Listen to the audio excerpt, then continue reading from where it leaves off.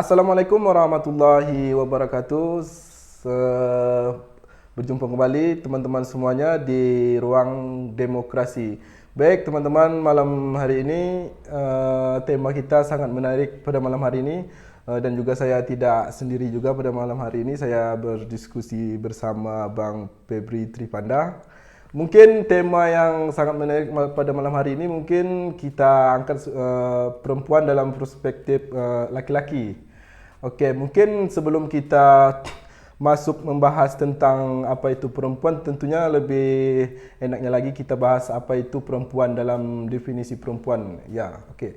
Baik, sebelum kita lanjut, kita tanyakan dulu kepada Bang Febri. Menurut Abang itu apa definisi perempuan? Menurut Abang? Oh, definisi perempuan ya. Tapi sebelum ke situ kita coba untuk berangkat sedikit dulu sebelum mendefinisikan apa itu perempuan. Artinya prolognya begini. Kan kita banyak melihat berbagai macam kasus ataupun tindak-tindak asusila lah yang terjadi di bangsa Indonesia hari ini. Dan itu sudah menjadi rahasia umum lah gitu, banyak yang tertangkap dan banyak juga kasus yang sifatnya kekerasan dan lain-lain gitu. Nah, artinya di sini bahwa pertanyaannya itu kan kemudian kenapa hal itu terjadi gitu ya kan, kenapa hal tersebut terjadi di antara berbagai macam kasus yang ada, tapi kenapa ini yang selalu ada gitu. Jadi setiap tahun itu pasti ada tuh kasus-kasus kekerasan seksual itu, dan bahkan apalagi kalau kita di Sumbar itu tingkatnya cukup tinggi. Nah jadi untuk tema ini biasanya kan yang bahas tentang perempuan itu ya dalam perspektif mereka yang perempuan kan, ketika kita berada di satu pihak, di mana tempat kita berpijak itu mempengaruhi bagaimana cara kita berpikir gitu. Artinya kalau perempuan yang berbicara tentang perempuan, ya otomatis yang dibelanya juga perempuan gitu ya. Nah, sekarang kita coba untuk hal yang berbeda lah gitu. Di bagaimana membaca perempuan dalam perspektif laki-laki gitu. Ya, baik. Mungkin kalau bagi saya Bang, untuk tema perempuan hari ini bagi saya kalau untuk didiskusikan itu sangat menarik, karena memang pada hari ini lebih cenderungnya ke perempuan. Mengapa hal demikian ya? Memang perempuan hari ini bukan kita memandang mereka itu dari sisi negatif saja. Mungkin banyak juga sisi negatif. Memang sangat perlu bagi saya untuk dibahas pada malam ini ya Bang. Ya. Mungkin kita lanjut lagi mungkin menurut Abang itu bagaimana sih kondisi perempuan pada hari ini? Apakah masih interior? Mungkin apakah rendah atau masih naik tingkatannya gitu? Kalau kondisi perempuan hari ini apakah masih inferior? Sebenarnya perempuan ini adalah makhluk yang gimana ya, saya bilangnya agak makhluk yang susah ditebak gitu, penuh dengan misteri. Jadi perempuan itu adalah misteri dari misteri itu sendiri gitu. Kenapa ya? Karena misalkan ya Sigmund Freud itu dia bilang bahwa dia sudah 30 tahun meneliti tentang perempuan. Cuman dia tidak bisa mendefinisikan apa itu perempuan gitu. 30 tahun dia meneliti tentang perempuan tapi tidak bisa dia mendefinisikan apa itu perempuan, saking misterinya perempuan ini gitu. Ya kayak gitulah gitu. Artinya perempuan pun sulit untuk didefinisikan gitu. Nah, kalau kondisi perempuan hari ini apakah masih inferior? Ya secara simplistis, gambaran secara simplistisnya memang masih inferior. Tapi kalau dilihat kan nggak semuanya. Artinya mereka dapat dikatakan sebagai inferior tatkala mereka masih bisa didikte oleh laki-laki gitu. Nah, kondisi perempuan hari ini pun kebanyakan yang terjadi itu ya mereka masih lemah dengan kata-kata laki-laki, artinya masih bisa didikte oleh laki-laki gitu. Akhirnya muncul istilah fuckboy ya kan. Buaya. Ya, buaya gitu. Tapi itu lebih sering dilekatkan pada laki-laki ya. Sebenarnya perempuan pun ada yang buaya, tapi yang paling banyak itu dilekatkan pada eh, laki-laki.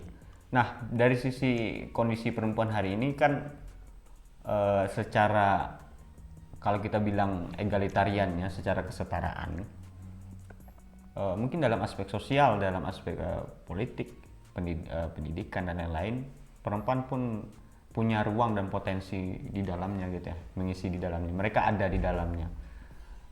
Cuman sisa-sisa patriarki itu memang sulit sekali untuk dikikis habis gitu. Nah, oleh karena itu perempuan kondisinya hari ini saya lihat masih banyak yang bisa didikte ataupun masih mengikuti laki-laki gitu, sehingga mereka tidak berdiri sebagai seorang subjek, tapi mereka berdiri sebagai objek. Nah, mungkin teman-teman pernah baca kayak buku The Second Sex Simone de Beauvoir itu, ada istilahnya itu lian. Lian itu artinya orang lain atau menjadi yang lain gitu. Jadi perempuan itu didefinisikan sebagai lian gitu, karena dia harus tidak mampu berdiri sendiri, dia menjadi objek, diobjekkan gitu. Jadi yang subjek itu tetap laki-laki. Perempuan itu baru bisa didefinisikan tatkala mereka telah bersama dengan laki-laki gitu. Saking inferiornya perempuan. Saya kira apa yang digambarkan oleh Simone de Beauvoir itu di The Second Sex itu sudah cukup untuk relevan dilihat, ataupun bukunya itu masih relevan di zaman sekarang gitu, untuk kita baca. Jadi di dalam buku itu pun kayak misalkan peranan-peranan perempuan itu ya masih ada batasan-batasan. Kebebasan eksistensial seorang perempuan untuk mengekspresikan dan mengaktualisasikan dirinya itu masih bisa kita katakan terbatas gitu, terbatas. Saya bisa ambil contoh misalkan ahli tafsir di masing-masing agama itu didominasi oleh pria kan, oleh laki-laki. Termasuk juga dengan filsuf, orang-orang yang berfilsafat itu juga banyak diisi oleh pria gitu. Meskipun ada yang perempuan, tapi kalau dikalkulasikan jumlahnya berbanding jauh gitu. Jadi saya kira kondisinya pun perempuan ini dalam mengaktualisasikan diri itu sangat terbatas gitu. Terbatas artinya ya karena adanya struktur-struktur sosial dan sifatnya halal kultural gitu. Itu dengan sendirinya membatasi gerak aktualisasi dari seorang perempuan itu sendiri. Jadi lebih, kalau saya lihat hari ini kan perempuan-perempuan itu kalau saya lihat lebih ke stylenya bang hari ini. Lebih pada style. Iya. Oh iya, banyak. Banyak. Good looking biar terlihat glowing, jadi peduli pada style kan. Ya jadi itulah kondisi perempuan menurut saya ya. Berarti perempuan kalau hari ini kalau tidak bisa mengondisikan dirinya, mungkin stylenya kalau nggak bisa, apalagi di ranah-ranah kampus hari ini ya bang, benturan-benturan sosial bersama kawan-kawan, apalagi hari ini kan kita lihat zaman-zaman modern kini kan, zaman-zaman yang lebih canggih, istilahnya mereka hari ini kalau tidak ada kesamaan seperti kawan-kawan yang di sebelah, sepertinya ada rasa-rasa minder gitu. Insecure. Iya. Aku nih kalau nggak seperti dia rasanya gini-gini. Kalau nggak seperti ini aja juga mau ingin menutupi diri rasanya kan, langsung biasanya terkurung di kos. Biasanya kalau biasanya anak-anak kuliah seperti itu kan. Oh, sering teman sama perempuan ya? Enggak. Kalau saya nilai saja, kalau saya lihat-lihat dari hari inilah. Menurut abang yang menyebabkan kondisi perempuan hari ini menjadi seperti itu apa bang? Dalam sisi inferiornya? Iya, itulah. Kita tidak bisa memungkir ya, kalau dari zaman dulu, kalau kita ambil misalkan dari zaman Yunani kuno misalkan, atau juga di Mesir kuno juga seperti itu, dimana ya perempuan itu selalu menjadi tempat objek eksploitasi laki-laki. Jadi mereka selalu menjadi objek dan menjadi eksploitasi gitu, yang dieksploitasi oleh laki-laki. Kita tahu bagaimana dulu perempuan itu salah satunya dijadikan sebagai objek seks gitu, jadi pemuasan nafsu birahi dari seorang laki-laki. Ada hal yang paling menarik dari hal yang paling sederhana aja lah. Dalam sejarah ulang tahun misalkan, bahwa perempuan itu baru boleh merayakan ulang tahun itu pada abad ke-12. Pada abad ke-12. Nah, jadi ketika itu laki-laki sudah diperbolehkan merayakan ulang tahun sejak zaman Romawi kuno gitu. Bayangkan jauhnya gitu. Jadi selalu ada kondisi inferior yang terdapat dalam diri perempuan akibat dari mereka mengikuti tafsir laki-laki gitu. Jadi perempuan itu terkadang mereka menjadi inferior itu karena mereka mengikuti terus alur yang dibuat oleh laki-laki gitu. Dan satu sisi mereka percaya bahwa mereka adalah makhluk yang lebih lemah daripada laki-laki. Kemudian kalau dalam agama mereka diciptakan dari tulang rusuk yang bengkok. Akhirnya dengan tafsir-tafsir laki-laki yang demikian dianggap bahwa perempuan ini adalah makhluk yang lemah gitu, lebih lemah daripada pria gitu. Padahal kan misalkan nih laki-laki bisa ngangkat galon, perempuan pun ada yang bisa ngangkat galon gitu. Atau mereka yang laki-laki berkebun, perempuan pun ada yang bisa berkebun gitu. Artinya mereka punya potensi yang sama, kekuatan yang sama pula barangkali untuk bisa mengaktualisasikan diri gitu. Jadi ruangnya tidak terbatas gitu. Nah, makanya kemudian muncul gerakan-gerakan feminisme, terutama mereka mengambil genealoginya itu dari Hypatia. Kalau ada nonton film Agora, itu Hypatia seorang filsuf dari Yunani gitu. Terus kemudian ada nanti Hannah Arendt, dan yang paling enak itu untuk dikupas adalah Simone de Beauvoir gitu, seorang feminis eksistensialis. Jadi harus apa ya namanya, perempuan itu harus berada dalam posisi yang mereka benar-benar memiliki kebebasan eksistensial yang otentik gitu ya. Mereka harus memiliki kebebasan itu. Misalkan kalau mereka telah menjadi suami istri, ya pasti banyak terbatas sekali gitu ya. Apalagi dalam tafsiran agama mereka harus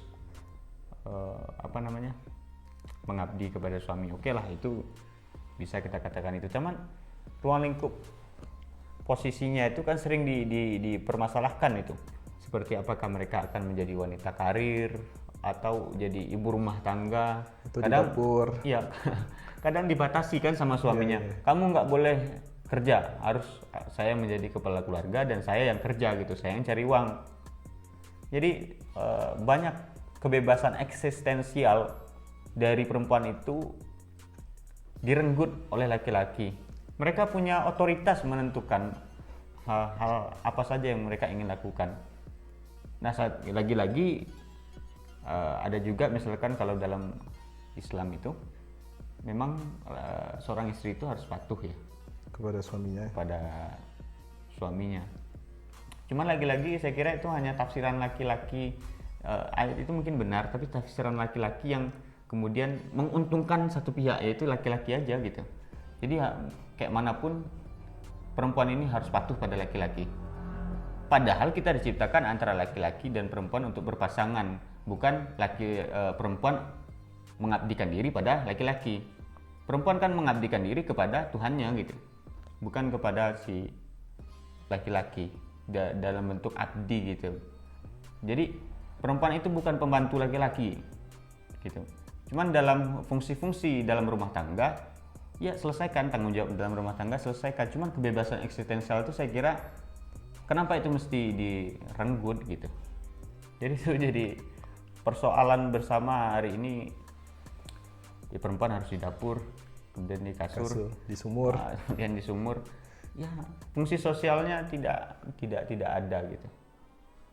Nah, itu kan jadi problem lah itu.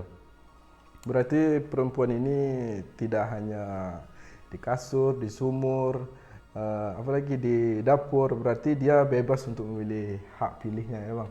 Iya, manusia kan selalu dihadapkan oleh pilihan-pilihan bebas A, B, C, D sampai gak terbatas pilihannya, dan itu mereka bebas memilih yang mana aja gitu.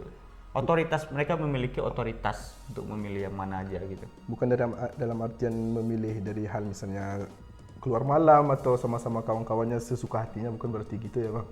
Itu kan ada juga tuh kan kultural yang kayak gitu, perempuan nggak boleh keluar malam, tapi kalau laki-laki keluar malam biasa aja, ya kan? Kenapa kok terjadi hal yang seperti itu? Karena pandangan orang selalu buruk tentang perempuan ketika mereka keluar malam. Kok PNBO perempuannya ini. Iya. Ya kan?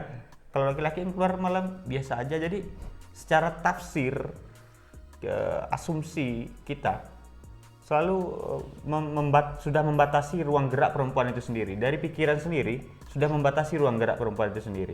Bayangkan, belum dalam sisi tindakan kita, ya kan? Cobalah ada perempuan keluar malam itu, kayak mana yang akan terjadi? Pasti pandangan orang itu perempuan Negatif. tidak baik-baik, ya kan? Iya.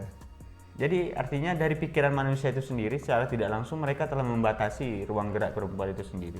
Akhirnya apa? Perempuan tidak bisa mengaktualisasikan dirinya secara maksimal dalam ruang lingkup yang lebih besar, ruang lingkup sosial dan lain-lain gitu.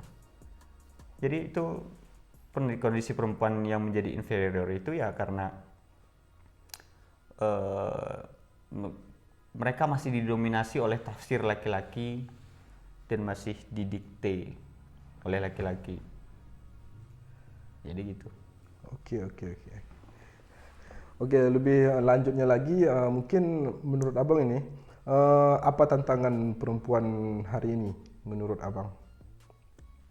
Tantangan perempuan hari ini mungkin ada dua hal ya, secara simplistisnya lah gitu. Pertama itu dari sisi individu mereka ya. Iya.